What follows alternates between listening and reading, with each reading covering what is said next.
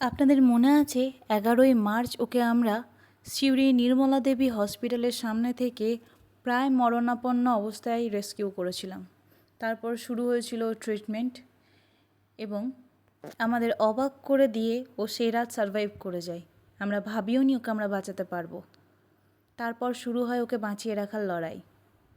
আজ 11ই এপ্রিল, এই কয়েকদিন ওর সঙ্গে আমাদের একটা অদ্ভুত বন্ডিং তৈরি হয়ে গিয়েছিল। আমাদের ভরসা করতে শুরু করেছিল এই কুকুরটি। আমরা ভেবেছিলাম ওকে হয়তো আমরা সুস্থ স্বাভাবিক জীবনে ফিরিয়ে আনতে পারবো। ওকে যেদিন নিয়ে আসি, ওর ঘাড়ের অনেকটা অংশ ম্যাগটসে খেয়ে নেয় এবং শরীর ডিহাইড্রেট ছিল, রক্তাল্পতা ছিল। প্রচুর বয়স ছিল কুকুরটির, কিন্তু আমরা হেরে যাইনি। ওকে চান করাই, ওকে পর্যাপ্ত পুষ্টিকর খাবার দেওয়া শুরু করি এবং তার সঙ্গে শুরু হয় ওর ট্রিটমেন্টে খুব ভালো রেসপন্স করতে থাকে ও, খুব তাড়াতাড়ি সুস্থ হয়ে উঠতে থাকে। ঘাড়ের ঘা যথেষ্ট গভীর ছিল, তাই সুস্থ হতে তো একটু সময় লাগতোই, হয়তো 2 মাস 3 মাস।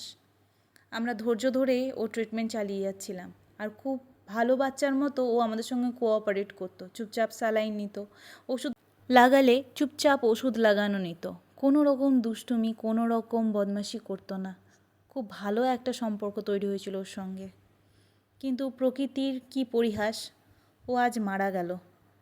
তবে মারা যাওয়ার আগে এইটুকু জেনে গেল যে ওকে আমরা ভালোবাসি। ও আমাদের যত্ন পেয়ে গেল, ও পর্যাপ্ত ট্রিটমেন্ট পেয়ে গেল। ভিডিওতে দেখতে পাচ্ছেন ওর দাঁতগুলো ক্ষয়ে গিয়েছিল। কতটা বয়স হয়ে গিয়েছিল আপনারা এখান থেকে আন্দাজ করতে পারবেন। সত্যি বলছি, খুব খারাপ লাগছে। আসলে এই কদিনে ওর সঙ্গে একটা খুব ভালো সম্পর্ক তৈরি হয়েছিল, তো তাই যখন প্রকৃতির নিয়মেই ও চলে গেল আমরা মেনে নিতে পারছি না।